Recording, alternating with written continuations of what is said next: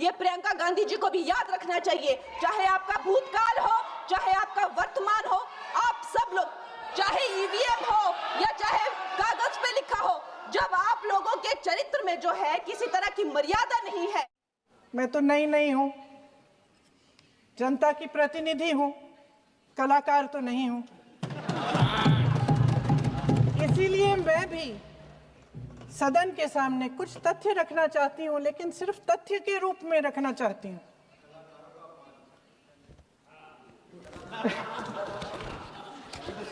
मैं उदाहरण दे देती हूं। सर मांग रहे हैं सर वंदे मातरम के बारे में, वंदे मातरम की जो सालगिरह पे आपने एक बड़ा कार्यक्रम आयोजित किया था, उसमें प्रधानमंत्री जी ने भाषण दिया। उसमें उन्होंने कहा कि 1896 में पहली बार गुरुदेव रविंद्रनाथ टैगोर ने ये गीत एक अधिवेशन में गाया। उन्होंने ये नहीं बताया कि कौन सा अधिवेशन था।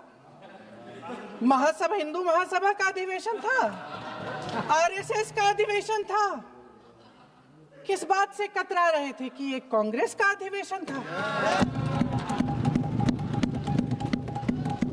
और उदाहरण दूं कि मैं अपना भाषण जारी रखूं। और जहां तक जवाहरलाल नेहरू जी की बात है, जितनी देर हमारे प्रधानमंत्री, देश के प्रधानमंत्री रहे हैं, 12 साल हो गए हैं, लगभग उतने ही सालों के लिए जवाहरलाल नेहरू जी जेल में रहे। किस लिए? इस देश की आज़ादी के लिए। उसके बाद 17 साल के लिए प्रधानमंत्री रहे। आप बड़ी आलोचना करते हैं इनकी, लेकिन अगर इन्होंने इसरो नहीं बनाया होता तो आज आपका मंगलयान नहीं होता। अगर डीआरडीओ नहीं बनाया होता तो तेजस नहीं बनता। अगर आईआईटी और आईआईएम नहीं बनाए होते तो हम आज आईटी में आगे नहीं होते। अगर एम्स नहीं बनाया होता तो हम कोरोना की जब बड़ी चुनौती का सामना कैसे करते। हाँ, वही बना कुछ भी। इसका मतलब है इस मुद्दे का जवाब नहीं है आपके पास। अगर इन्होंने बीएचईएल, गेल, सेल, भाखड़ा नंगल ये सब नहीं बनाया होता जो आप सब बेच रहे हैं,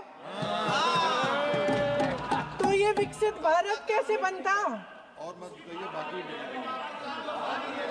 पंडित जवाहरलाल नेहरू इस देश के लिए जिए।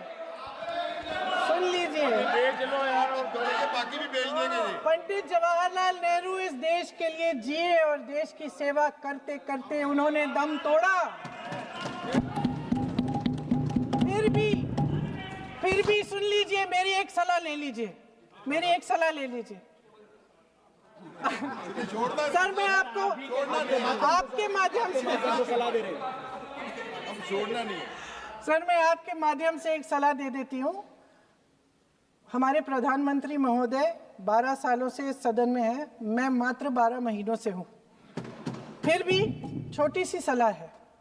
उन्होंने अभी हाल ही में चुनाव था, कुछ महीनों पहले उन्होंने एक सूची निकाली थी कि विपक्षी दलों ने और विपक्ष के नेताओं ने कितने अपमान किए हैं इनके, और उसमें शायद 90-99 ऐसे उन्होंने अपमानों की सूची बनाई थी। तो मैं उनको एक छोटी सलाह देना चाहती हूँ कि नेहरू जी से जितनी भी शिकायतें हैं, जितनी भी गलतियां उन्होंने की आपके जहन में, जितनी भी गालियां देनी है, जितना भी अपमान करना है, उसकी भी एक सूची बना दीजिए। नहीं, बात खत्म नहीं है।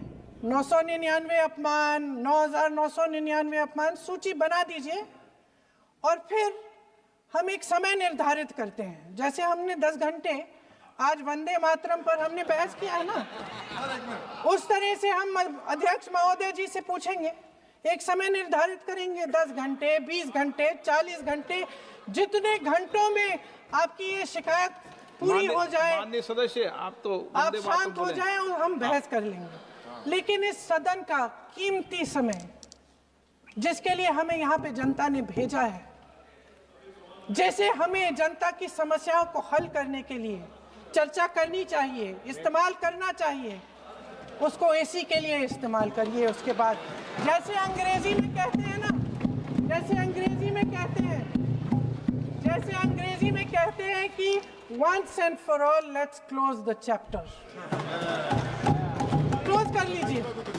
देश सुन लेगा क्या क्या शिकायतें हैं, किसने क्या किया, इंदिरा जी ने क्या किया, राजीव जी ने क्या किया, परिवारवाद क्या होता है, नेहरू जी ने कौन सी गलतियां की, सुना लीजिए, फिर खत्म।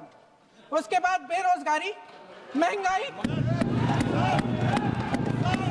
महिलाओं की समस्याएं, जो पीएमओ में हो रहा है उसकी बातें, उसकी चर्चा, जो बैटिंग ऐप के बारे में हो रहा है पीएमओ के अंदर, आप जो सदस्य प्लीज, जो एप्स्टीन फाइलों में बोलें। आपके मंत्री महोदय के नाम निकल आए हैं, माननीय उसकी चर्चा सदस्य प्लीज, करेंगे। आप वंदे मातरम में बोले।